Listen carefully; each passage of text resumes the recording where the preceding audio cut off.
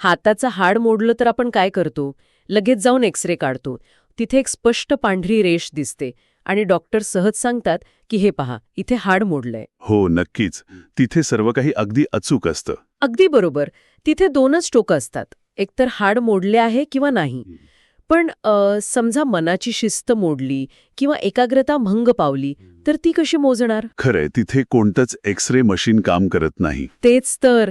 आणि म्हणूनच आजच्या आपल्या या सखोल चर्चेत आपण मानवी मानसशास्त्र, सजगता आणि प्राचीन ध्यानधारणेच्या अशाच एका धुसर पण अत्यंत रंजक जगात डोकावणार आहोत. आणि हा विषय खूपच महत्वाचा आहे. हो.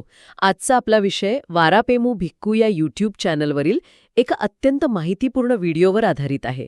या चर्चेचे मुख्य उद्दिष्ट हे बौद्ध परंपरेतील शील 8 आणि उपोसतशील या दोन संकल्पनांमधील सूक्ष्म पण मानवी मानसिकतेवर प्रचंड प्रभाव टाकणारा फरक समजून घेणे हे आहे. अगदी बरोबर. जे श्रोते नेहमी काहीतरी नवीन शिकण्यासाठी उत्सुक असतात त्यांच्यासाठी या प्राचीन नियमांमागील मानसशास्त्र आपण उलगडणार आहोत. ठीक आहे, आपण हे सविस्तर उलगडून पाहूया. हो, नक्कीच. पण पुढे जाण्याआधी हे 8 नियम नेमके काय आहेत याची थोडी कल्पना असणं गरजेचं आहे. बरोबर. म्हणजे हे नियम केवळ खोटं न बोलण्यापुरते मर्यादित नाहीत. यात दुपारनंतर कोणतेही अन्नग्रहण न करणे, अत्यंत साध्या आणि कडक अंथरुणावर झोपणे, तसेच कोणत्याही प्रकारच्या मनोरंजनापासून दूर राहणे, अशा शारीरिक आणि मानसिक संयमाचाही समावेश आहे. अगदी खरंय.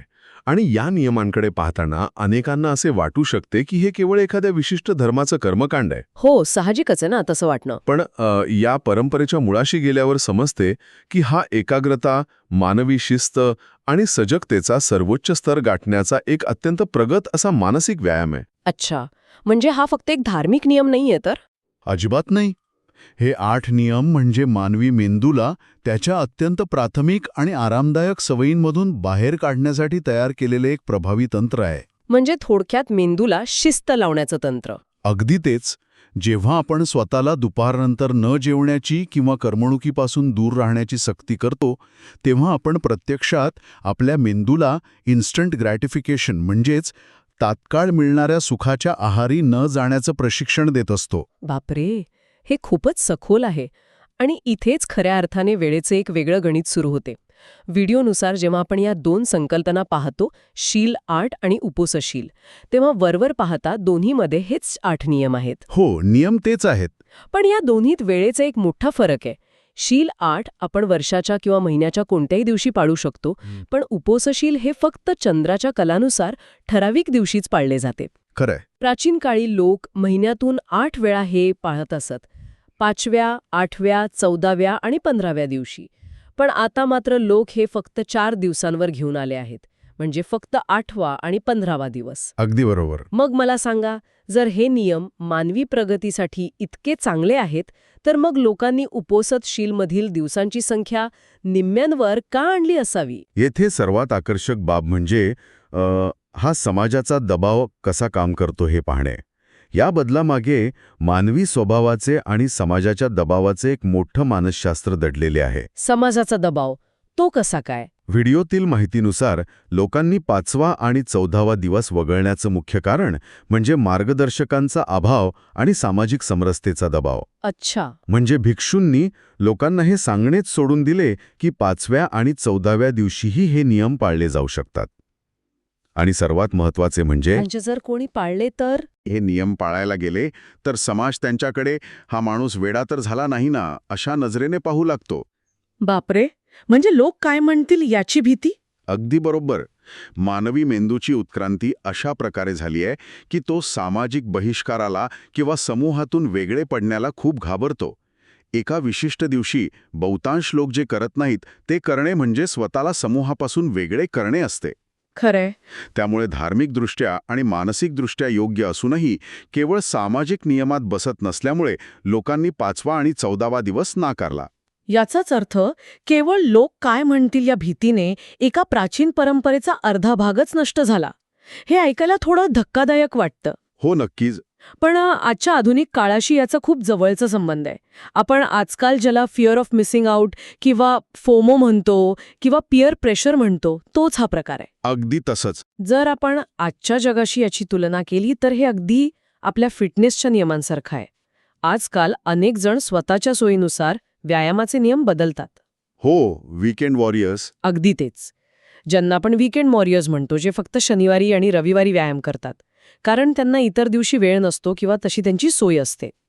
इथेही प्राचीन काळात लोकांनी आध्यात्मिक नियमांना स्वतःच्या सोयीनुसार वळवले आहे असेच म्हणावे लागेल. प्राचीन काळ असो वा आधुनिक काळ, मानवी मन नेहमीच स्वतःसाठी पळवाटा शोधत असते. हे मात्र 100% खरं आहे. आणि जेव्हा आपण एखाद्या गोष्टीला आपल्या सोयीनुसार वळवतो, तेव्हा आपण त्या गोष्टीमागील मूळ गांभीर्यच कमी करत असतो. आणि याच गांभीर्याचा संबंध या 2 शिलांमधील नियम मोडण्याच्या परिणामांशी येतो. म्हणजे नियम मोडले तर काय होतं तो भाग? हो. व्हिडिओमध्ये याविषयी एक अत्यंत सुंदर आणि डोळे उघडणारे दृश्य रूपक दिले आहे. ते म्हणजे 8 गायींचे उदाहरण. 8 गायींचे उदाहरण? हो. जर आपण शील 8 पाळत असू तर ते 8 गायींना 8 वेगवेगळ्या खुंट्यांना बांधण्यासारखे आहे. अच्छा, वेगवेगळ्या खुंट्यांना. अगदी बरोबर. आता जर चुकून एखादा खुंटा तुटला किंवा सटकला तर फक्त एकच गाय सुटून पळून जाते. बाकीच्या 7 गायी त्यांच्या खुंट्याला सुरक्षित बांधलेल्या राहतात. म्हणजे जर शील 8 मधील एक नियम मोडला तर फक्त तो एकच नियम खंडित होतो.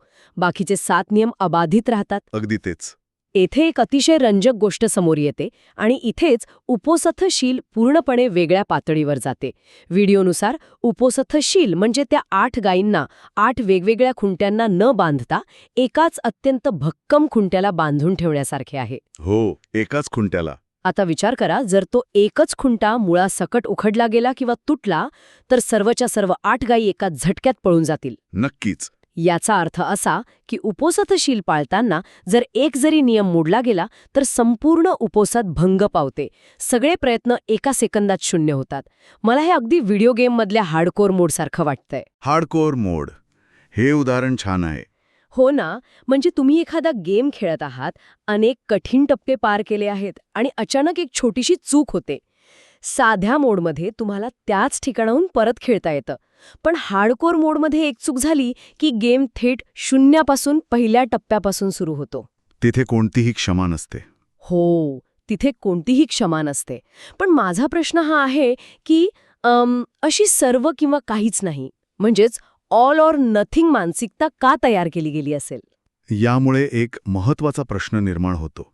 या हार्डकोर मोडची खासियतच ही असते की तो मेंदूला अजिबात रिलॅक्स होऊ देत नाही. म्हणजे मेंदू सतत सतर्क राहतो? अगदी बरोबर. जेव्हा मेंदूला हे माहीत असते की एका छोट्याशा चुकीमुळे सर्व प्रयत्न वाया जाणार आहेत, तेव्हा सजगता किंवा बौद्ध परिभाषेत सांगायचे तर सती अत्यंत उच्च पातळीवर जाते. अच्छा. यामागे न्यूरोप्लास्टिसिटी आणि सवयी तयार होण्याचं विज्ञान दडलेले आहे. आपला मेंदू ऊर्जेची बचत करण्यासाठी नेहमी ऑटो पायलट मोडवर जाण्याचा प्रयत्न करतो. हो, हे आपण नेहमीच अनुभवतो. शील 8मध्ये जेव्हा नियम वेगवेगळ्या खुंट्यांना बांधलेले असतात तेव्हा मेंदूला एक प्रकारची सुरक्षितेची जाणीव असते.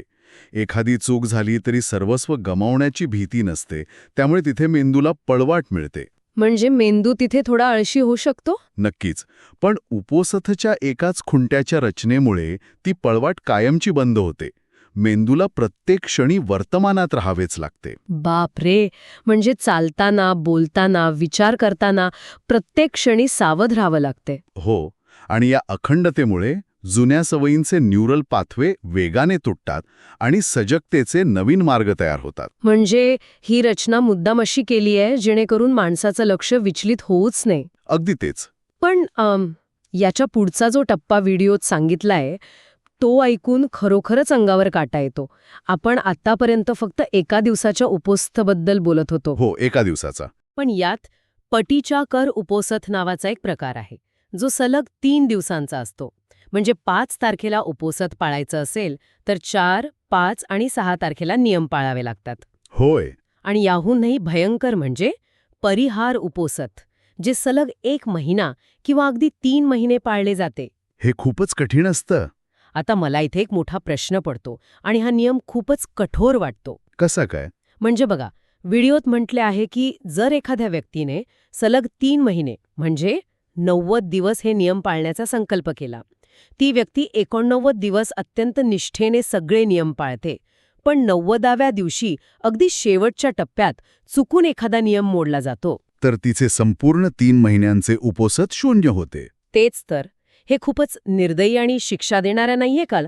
जर 89 दिवस यशस्वी झाले तर 90व्या दिवशीच्या एका चुकीने सर्व प्रयत्न खरोखरच वाया घालवणे हा अन्याय वाटत नाही का? कॅलेंडरवर दिवसांची फुली मारणे किंवा गुण मिळवणे हा कधीच नव्हता. मग याचा मुख्य उद्देश काय आहे? याचा मुख्य उद्देश अखंड सजगता निर्माण करणे हा आहे. जेव्हा एखादी प्रक्रिया सलग आणि अखंड चालते तेव्हाच तिचं रूपांतर एका सखोल मानसिक स्थितीत होते. म्हणजे ती सातत्यता महत्वाची आहे. अगदी बरोबर. जर आपण एका चुकीला माफ केले तर मेंदूला सवलत घेण्याची सवय लागते आणि तीच सवय भविष्यात मोठी पळवाट बनते. खरं आहे. मेंदू पळवाटा शोधण्यात खूप हुशार असतो. हो ना. आणि जेव्हा जोखीम इतकी मोठी असते की 3 महिन्यांचे कष्ट एका सेकंदात शून्यावर येऊ शकतात, तेव्हा तो 89वा आणि 90वा दिवस हा एखाद्या व्यक्तीच्या आयुष्यातील सर्वाधिक एकाग्रतेचा दिवस असतो. म्हणजे भीतीमुळे का होईना पण एकाग्रता वाढते. नक्कीच. मोठी जोखीम असली की लक्ष विचलित होण्याची शक्यता जवळजवळ संपते. हे एका साच्यातून दुसऱ्या साच्यात मानवी चेतनेला ओतण्यासारखे आहे. अच्छा. जर साच्याला एक लहानसे जरी छिद्र असेल तर संपूर्ण द्रव बाहेर सांडेल. अखंडतेशिवाय रूपांतरण अशक्य आहे. बापरे. तो 90व्या दिवसाचा मानसिक दबाव आणि एकाग्रतेची पातळी किती प्रचंड असेल याची फक्त कल्पनाच केलेली बरी. हो, ती पातळी खूप वरची असते. पण हे सगळे नियम पाळताना प्रत्यक्ष व्यवहारात येणाऱ्या अडचणींबद्दलही व्हिडिओत खूप रंजक आणि व्यावहारिक माहिती दिली आहे. हो, व्यवहारात हे खूप कठीण जातं. प्राचीन परंपरेत एक अलिखित नियम असायचा की उपोसत पाळताना घरी जाऊ नका. आता घरी जाणे हे काही पाप नाहीये आणि लोक मुद्दाम थोडीच नियम मोडायला घरी जातात. अगदी बरोबर. अनेकदा व्यावहारिक अडचणी असू शकतात. मग घरी न जाण्याचा हा कडक नियम का असावा? याचं कारण म्हणजे घराचे वातावरण हे आपल्या दैनंदिन सवयींशी, आपल्या कुटुंबाशी आणि आपल्या भौतिक गरजांशी खोलवर जोडलेले असते. म्हणजे घर हे एक कम्फर्ट झोन असतं. हो, मानसशास्त्राच्या भाषेत सांगायचे तर आपले घर हे आपल्या जुन्या सवयींचे ट्रिगर पॉइंट असते. Trigger point. हो, मंदिरात किंवा विहारात असताना एक संरक्षित वातावरण असते जिथे आजूबाजूचे सगळेच तीच शिस्त पाळत असतात. पण जसे घरात पाऊल पडते तिथे टीव्ही चालू असतो, कुटुंबातील सदस्यांच्या मागण्या असतात, सांसारिक गप्पा असतात. म्हणजे लक्ष विचलित होण्याच्या 100 गोष्टी घरात असतात. अगदी तेच. अशा वातावरणात ती अत्यंत कष्टाने मिळवलेली अखंड सजगता भंग पावण्याची शक्यता कैक पटीने वाढते. जुने न्यूरल पाथवे पुन्हा सक्रिय होतात. अच्छा, म्हणजे जुन्या सवयी पुन्हा उफाळून येतात. म्हणूनच प्राचीन शहाणपण सांगते की जिथे घसरण्याची सर्वाधिक शक्यता आहे तिथे जाण्याची जोखीम घेऊच नका. आणि याच संदर्भात व्हिडिओत दिलेलं एक उदाहरण माणसाचा स्वभाव किती गमतीदार आणि त्याचवेळी दुर्दैवी असू शकतो हे स्पष्ट करतं. कोणतं उदाहरण? अनेक लोक मंदिरात जाऊन उपोसत पाळतात. दुसऱ्या दिवशी सकाळी ते उपोसत पूर्ण होणार असतं. पण अनेक लोक पहाटे 4:30 वाजताच घाईघाईने उठतात आणि नियम पूर्ण होण्याआधीच मंदिरातून निघून घरी जातात. अरे रे. का? कारण त्यांना घरी जाऊन भात शिजवायचा असतो. बापरे, हे खूपच दुर्दैवी आहे. हो ना. म्हणजे इतका वेळ कडक संयम पाळला आणि अगदी शेवटच्या क्षणी भात शिजवण्याच्या एका क्षुल्लक काळजीने सगळे प्रयत्न सोडून दिले. हे उदाहरण मानवीय मानसिकतेचे एक अतिशय अचूक चित्र उभे करते. हे असे आहे जसे एखादे फळांचे झाड लावण्यासाठी खूप कष्ट घेतले, त्याला खत पाणी घातले, ते वाढवले आणि फळ येण्याची वेळ आली की अगदी बरोबर. आणि आता ते झाड फळ देण्याच्या अगदी जवळ आलेले असताना केवळ निष्काळजीपणामुळे ते झाड तोडून टाकले. किती वाईट आहे हे. बौद्ध परंपरेत याला प्रमाद असे म्हणतात. प्रमाद म्हणजे जाणीवपूर्वक किंवा वाईट हेतूने केलेली चूक नाही, तर अज्ञानामुळे किंवा त्या क्षणाचे गांभीर्य न समजल्यामुळे झालेला निष्काळजीपणा. म्हणजे त्यांना समजतच नसतं की ते काय गमावत आहेत. नक्कीच. भात शिजवण्यासाठी घाईघाईने उठणाऱ्या त्या व्यक्तीला हेच समजत नसते की ती स्वतःच्याच हाताने स्वतःच्या मानसिक प्रगतीचे फळ नष्ट करत आहे. तर या सर्वांचा नेमका अर्थ काय होतो? आपण या भात शिजवण्याच्या उदाहरणावर हसू शकतो, पण जर आपण हे आजच्या आपल्या आधुनिक आयुष्याशी जोडून पाहिले तर आपणही दररोज असेच काहीसे करत असतो. हो, नक्कीच. आपण सगळेच हे करतो. समजा एखादे अत्यंत महत्त्वाचे काम सुरू आहे किंवा सखोल ध्यानधारणा सुरू आहे किंवा एखादे कठीण पुस्तक वाचत आहोत. आपण एकाग्रतेच्या एका उत्तम शिखरावर पोहोचलेलो असतो. मेंदू पूर्णपणे त्या प्रवाहात असतो. फ्लो स्टेटमध्ये असतो आपण. हो, आणि अचानक स्मार्टफोनवर एक नोटिफिकेशन वाचते. आपण ते काम अगदी शेवटच्या टप्प्यात सोडून देतो आणि तो मेसेज वाचायला लागतो. आपला भात शिजवण्याचा क्षण तोच असतो. अगदी अचूक उदाहरण दिलं तुम्ही. आपणही क्षुल्लक गोष्टींसाठी आपल्या एकाग्रतेच्या झाडाला फळं येण्यापूर्वीच तोडून टाकतो. खरंय, भौतिक जगातल्या क्षुल्लक गोष्टींसाठी आपली मानसिक शांतता कशी पणाला लावली जाते हे यातून अतिशय स्पष्ट होते. जर आपण याचा मोठ्या संदर्भाशी संबंध जोडला, म्हणजे कसं? याच व्हिडिओमध्ये बुद्धांनी त्यांच्या नातेवाईकांना विचारलेल्या एका प्रसंगाचा उल्लेख आहे. बुद्ध विचारतात की एखादा माणूस जो दररोज लाखो रुपये कमवतो, तो माणूस त्याच्याकडे इतकी संपत्ती असूनही संपूर्ण दिवस आणि रात्र सलग आनंदी किंवा तणावमुक्त राहू शकतो का? अर्थातच नाही. संपत्ती असली तरी ताणतणाव तर असतोच. अगदी तेच. त्याचे उत्तर नाही असेच येते. कारण भौतिक संपत्तीसोबत अनेक चिंता आणि व्याधी जोडलेल्या असतात. हो, पैशांसोबत काळजीही येते. पण जो व्यक्ती उपोसतशील पाळतो आणि सजगतेचा अखंड सराव करतो, तो व्यक्ती कोणत्याही बाह्य आधाराशिवाय संपूर्ण दिवसभर एका सर्वोच्च मानसिक आनंदात राहू शकतो. बापरे, सर्वोच्च मानसिक आनंद?